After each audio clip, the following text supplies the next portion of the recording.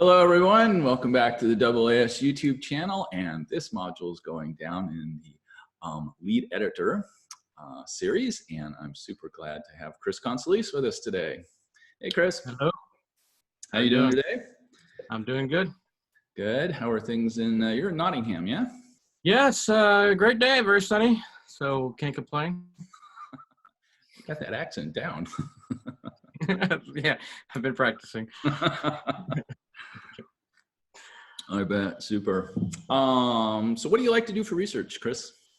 Yeah, so I study galaxy evolution, and I do that over cosmic time. So typically what I do is use things like the Hubble Space Telescope or other deep surveys done from the ground to look at how galaxies are changing observationally from the earliest times we can see them all the way till today, and try to make a physical picture for how that evolution occurs.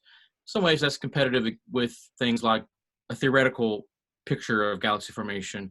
But in this case, it's an empirical observational view for how galaxies change. Things like mergers, star formation, how galaxies change in morphology and size, those kind of measurable properties.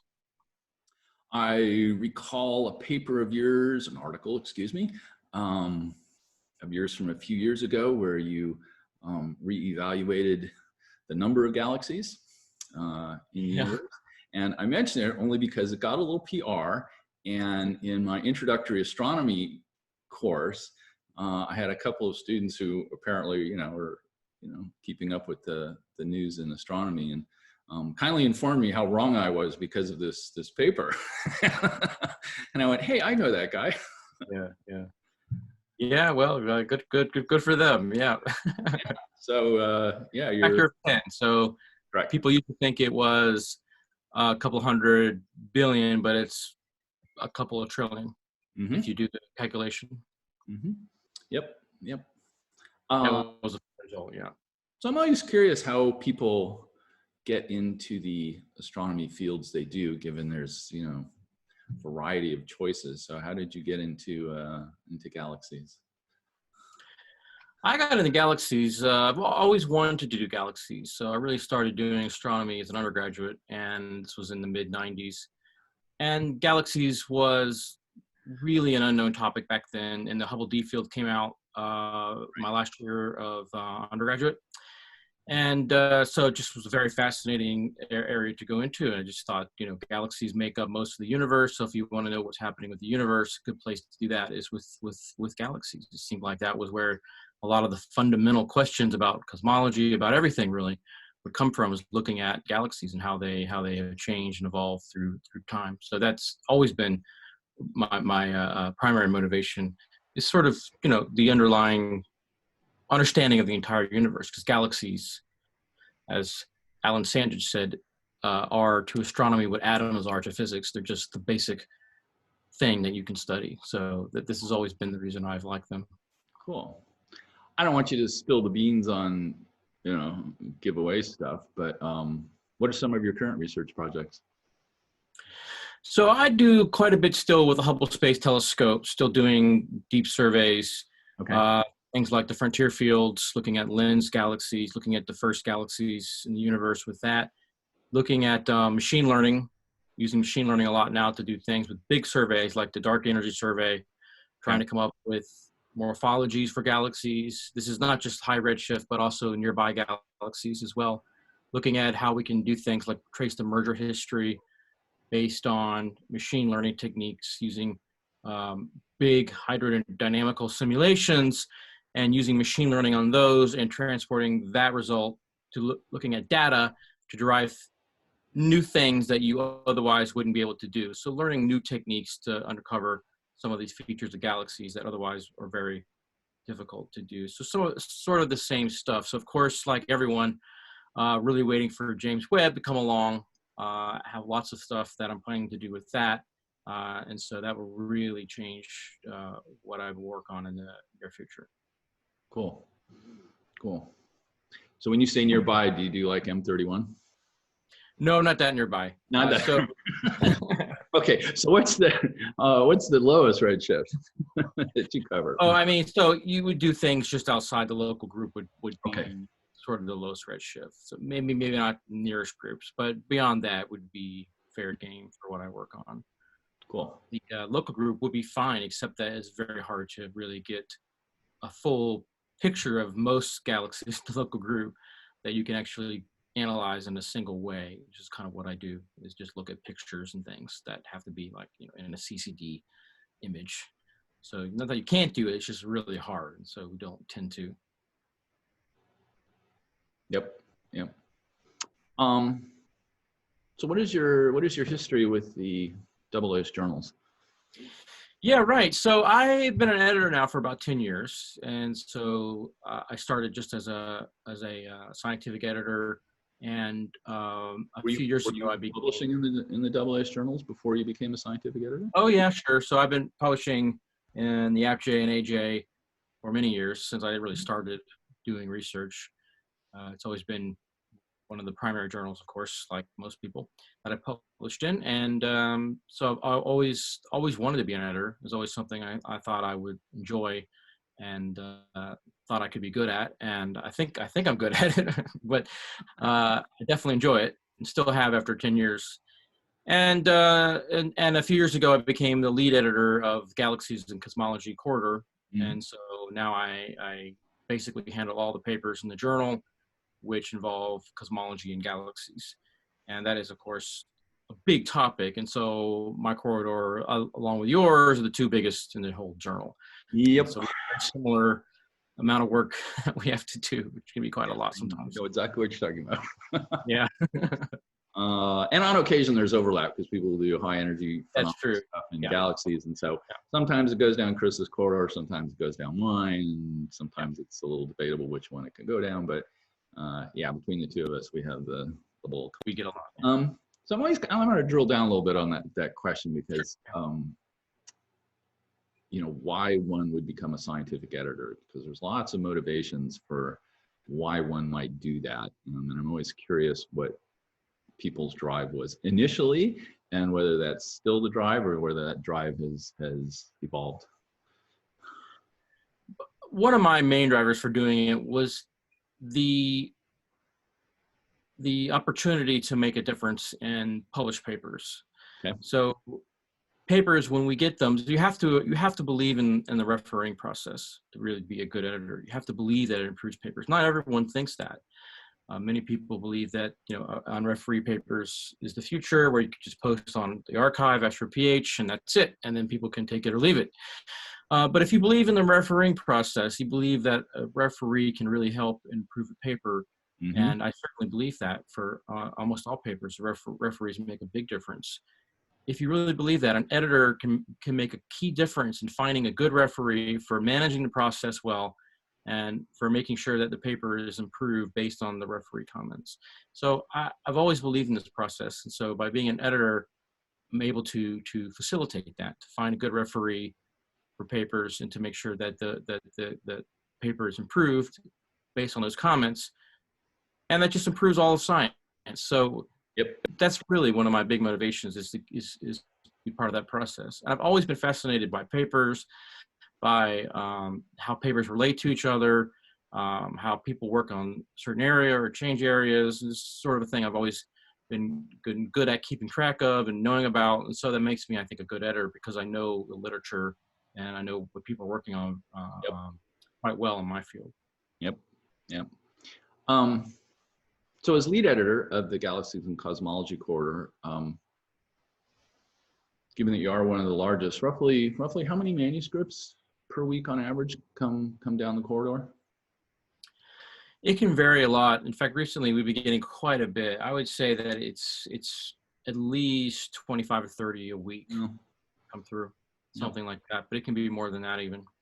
Yeah, there is seasonal and random variations. Yeah, absolutely. So there's certain months that you have a lot more coming in than others. Like right now, it's busy time, even with the lockdown and COVID-19. You're still having lots of papers coming in, which is good. It's good to see that people are still being able to be active.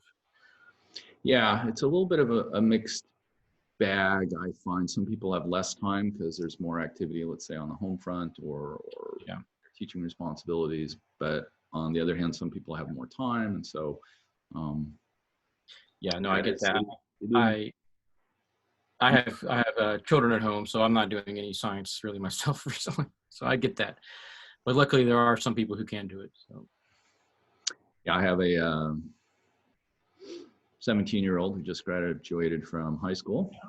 congratulations. So it's kind of interesting to have her around all the time now. Yeah, I can imagine. That is fun. We're going to play a board game today. Oh, good. So what do you think when a manuscript's submitted at the time of submission, what do you think makes for a good solid submission in a manuscript? A good paper really is one that is, and it's a tricky thing to get right, but some papers can do this really well. Is to be of broad interest, but to be not too vague and not, but and a little bit specific. So, for example, in my field, if you wrote a paper that was just the evolution of galaxies or something, it would be too vague, and depending on what's in it, it might be just too diffuse. And so, papers that are quite specific and quite look at something in great detail really well, and have a good title. Good titles are really important for papers, I find. If your title isn't very good, your paper can be missed often. And so having a good title, which is specific enough, but also have a general interest in it, you'll do much better in terms of people reading it and citing it. So I think papers like that are the best, ones that really dig into a topic well, but also are clear about how it relates to other areas of the particular field, like in galaxies or cosmology. Like, what does it actually mean? What is it doing? So when you have both of those things, that is what I think makes a good paper. Cool. Do you have any tips for authors, either at the time of submission or through the review process, that you'd like to share? Well, one of the main things I would recommend is to make sure that your paper is complete before you submit it. So Yes. I know that's obvious, right? But Yeah, sometimes you would think so. you would think. Sometimes people will submit papers that aren't completely done in some ways, and that comes out in the refereeing process, and it just slows down everything, and Right. it can make Right. the refereeing much longer, much more difficult. So only submit a paper when you know it's finished. And of course, that comes down to judgment. But if there's things you think should be done, you probably should do them before you submit it. Don't think, oh, I'll do it after the referee report comes in. Some people do that. So I would recommend highly to have a very complete, polished draft of a paper, and to have people, especially if English is not your first language, have people review your paper. But even if it is your first language, make sure other people have read your paper before you submit it. Just to not just do proofreading, but to make sure things are clear, make sure that the logical flow is there, and that kind of thing. Yep. I would also say that to be somewhat, especially these days, to be somewhat patient with getting referee reports. Sometimes it can take a long time, especially longer papers. They sometimes do take a longer period of time. So it's okay to ask the editor, where's my paper, but don't be too impatient, I would say. Right. Exactly 3 weeks since you submitted it. Yeah, right to the day. I'll be sending that message. Where's my report? Yeah. Oh, and about that, I don't know if this has come up in any of your other interviews, but that 3-week rule is really from when a referee is found, right? Correct. Which, as an author, you won't know unless you ask the editor, when did that 3 weeks begin? It's not the 3 weeks since you submitted it. It's the 3 weeks since the referee got a hold of the paper. So keep that in mind. If you go, oh, it's 3 weeks, I submitted 3 weeks ago, where's my report? Well, yes, it's been 3 weeks, but it may have taken a few days to find a referee, and sometimes it can take longer than that. Yes, it can take. Be aware of that. To get a referee, and also there are times when a referee will say, oh, well, I can do it, but I need 4 weeks to do it. Or if it's a longer one, maybe in 5 weeks. So sometimes scientific editor or lead editor will agree with that. And so yeah, just be patient. We know it's there. Patient. We know it's there. Yeah, we're on top of it. Yeah. We're on top of it. How about on the flip side, referees? You got any tips or hints or guidance you want to give for referees? Yeah, I have So just a bit of the philosophy behind refereeing, Okay. which is that, as a scientist and construction of a journal, we're a society journal, so we're run by members of the American Astronomical Society, right? We're not a commercial publisher, but refereeing process has a long history, and it's something that we do to add value to papers. So it's something in principle we wouldn't have to necessarily do, right? We could just publish everything that's submitted to us. Yeah, I know, right? Wouldn't that be crazy? But as a scientific endeavor, we have agreed, scientists, and this is not just astronomers, of course, have agreed since about the 17th century, maybe, that refereeing, well, not all fields, but in some fields, from then on, we have agreed that refereeing is an important aspect of the problem, right? Of publication is something that we have added on to the process of publication. It's integrity. So a commercial publisher could just publish, and some do, without refereeing or very minimal refereeing, and make lots of money from page charges. But we add that on as an added value element. So refereeing shouldn't be seen as something like a task. It does take a lot of time, no doubt about it, and we are very grateful for referees for their work. But it shouldn't be seen as something like that we, as a publisher, necessarily, are doing just to make people's life difficult. It's part of the scientific process that we all have agreed as a community is important. Right. Having said that, referees really are critical to the process for what we publish. So that, we are a high quality journal, and so without quality refereeing, we wouldn't really have a good product. So this is really important. And referees, if you're asked to be a referee, I would say that if you can't do it, or if you don't want to do it for whatever reason, it doesn't matter. Just say you don't want to do it right away. This would really help because too many people don't respond to referee requests. And I certainly do now from other journals when I get asked right away, because I know that it's either no or yes, because I know how frustrating it is when you have asked to referee a paper and you don't hear anything back ever, which is way more common than it should be. So that would be one of my biggest requests, is that people just say no if they can't do it or don't want to do it. Just say no. It's fine. No editor is going to be mad. We're not going to be, hold it against you. It's fine. And if you feel like you can't do it, then don't do it, right? Don't agree to it thinking, that you're being pressured by someone to do it and you feel like you need to say yes. You don't think you can do it in time within 3 weeks or so, or if you need 4 weeks, you could always ask or whatever. But if you can't do it, just say no. Don't. And this also happens. People agree to referee and you never hear from them again for whatever reason. Flames. Yeah, exactly. So leading on to that, if you do agree, always reply to an editor who asks what's going on with the report. That's another big problem, is that referees will often, if you ask them, how's it going with the paper? Nothing. Radio silence. Yeah, right. What paper was that? So one you agreed to do. Just reply.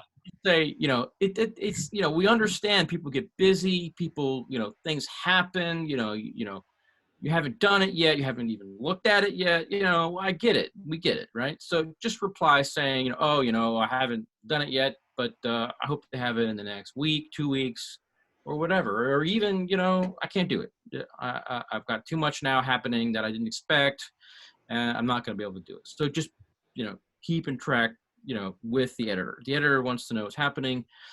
Please answer those emails, because it's extremely frustrating and time consuming, both for the editor, but also the authors more, that, they're waiting for a report. Oftentimes they're getting anxious as well. And so it's just, it's collegiate to answer those emails and just let us know what's happening. So in terms of actually being a referee, don't try to rewrite someone's paper. So if someone's paper did something that you think should be done a completely different way, or should be, they should have studied this thing instead, you can maybe say that in the report, but don't say it's something that you think should be fixed, or say this is a suggestion for future. but don't make it your report. Don't say this should be completely rewritten, because that's not the point of being a referee. The referee is to examine what has been done and to critique it, to say, you know, this is done right, or this is done wrong, or this has already been done, or this is original and new, should be published immediately. These kind of things are what we're looking for. We're not looking for your opinion about what the author should have done. Okay, of course, if they've done it wrong, that's okay. But if it's just a matter of taste, then those comments should just be, at best, a suggestion or not even mentioned at all. So that would be really my main suggestion to referee. But I would also like to say again that we really appreciate referees, and they overall do excellent jobs. And I'm personally very appreciative of what referees do. I think that they add significant value to papers, and you know, really they're at the heart of what we do as editors. So thank you, referees. Absolutely, I concur. Thank you, referees. Yeah. And thank you, authors. Indeed, yes. Let's see. Let's flip the tables just to do something fun and different. Why don't you ask me a question? I don't want to put you on the spot or anything. I'm just, Okay. Well, how long have you been an editor? It's been longer than me, right? Yeah, let's see. So I became a scientific editor in about 2009. Oh, so not too much. Not too much different. So I've been doing this for about 11 years, and then about the same time you became lead editor of the Galaxies and Cosmology corridor, I became the lead editor of high energy phenomena and fundamental physics corridor. Excellent. And I got into it, I'll answer my own question since I like to ask it. I got into the game because, I really enjoyed reading the literature as a grad student. I would, and just, I guess to reveal my age a little bit, I would do this before there was ADS. So you would have to pull down the journals and you would run a line, and say you'd soon have stacks on both sides of you as you were running some line, whatever it was, through the journals. And I really enjoyed that, and I enjoyed reading the journals. And I found that as time went on, life comes into play, and other responsibilities come in, that I was reading the journals less and less, and I really didn't like that. And so when the opportunity came, or was announced that they were looking for an editor, basically to do cosmic rays, MHD was the original. I thought, well, hey, here's a good chance to really make myself read the journals. So I did. You definitely read the literature as an editor, and I still enjoy that. And so my primary thing was just to stay in touch with the bleeding edge of where the literature was. So that's why I do it and why I still do it. So yeah. Yeah, I agree with all that, actually. And I remember also very beginning of grad school having to go to the library and get these big volumes of the AppJ and putting it on the photocopier and copying that. I still have a visceral memory of doing that. Yeah, but that died quickly. Yes, very quickly after that, ADS kind of came up, and that was a game changer. But there was something satisfying about doing that, and then getting the papers and stapling them. I don't know. Yeah, there's a tactile sensation to it that was fun. So I don't do it anymore. I like ADS. Yeah, even the new ADS is okay, I guess. Yeah. What do you feel? How do you feel about the all of the new extra value stuff that we're doing at the journal? You're doing a lot. You're leading a lot of it, like these kind of videos, like new things about how you can contribute other things to your paper. Right. Yeah, we actually have not just paper itself. Right. How do you see that as in the future as being part of, like, maybe a mainstream part of publishing? Well, if I look at my crystal ball, I think my opinion is that the progress toward moving beyond a printed PDF has maybe been a little slower than I would have liked to see, but I think it's inevitable over time, particularly as the data editors, and we'll have a video series coming up on that very soon in the run up to AAS 236 here in a few weeks. We'll have a series from the AAS editors, and you'll see the growth. in things like interactive figures, in movies. There's definitely been an uptick in the last couple of years, and I suspect those trends will continue into the future. And so having much more interactive data behind figures, being able to grab the data associated with it, whether it's hosted on the journals or through one of the major data archives, MASP, for example, or Space Telescope, something like that. So I think over time, hopefully over the next decade, there'll be more and more contact with interactive papers and interactive parts of papers, as opposed to the traditional PDF. So I give it 10-year time scale. Sounds about right, yeah. Okay. Do you have any last words you'd like to say about, share about the AAS journals, either to authors or referees, or just in general about the editorial process? Any last? Yeah, I mean, I want to emphasize the fact that the AAS Journals is a society and in many ways a member-run journal, and it's there for the members and all astronomers really. And it's you know, we're here to make and produce the science better. So, you know, if you have questions, if you have concerns, you know, get in touch with any of the editors or the editor-in-chief, Ethan Vishniak. You know, we're all very friendly and we're all open to discuss things. And so sometimes I feel like there can be a us against them mentality with people in journals, and I don't think that's the case. And I think there's some miscommunication sometimes that those kind of thoughts can get in people's heads. So, you know, it is for the community and it's run by the community, and it's a product for all of us. And so, you know, be involved as much as you want, learn about what's going on with the journal, find out what's new in terms of how you can publish your data and your results. There's many things I'm sure most people are not even aware of what they can do in terms of making their data and results more public, more available to people. And so just find out what all the things are available. And you know, if you have problems or questions, you know, don't feel like you can't ask, because you certainly can. And thanks for publishing in the AAS journals and being a referee. Thank you very much. That would be my. Awesome, Chris. Yeah, I just want to pick up on one point about your friendliness and the realness of the editors. I mean, that's partially the point of these videos is to, you know, tell the human side of the story, right? Yes, they have a function within the editorial process, but they're real people, and you should feel quite comfortable reaching out to them. So thank you very much, Chris. Thank you, everyone, and Yeah, that was fun. We'll see you on the next ones. Bye-bye. And stop.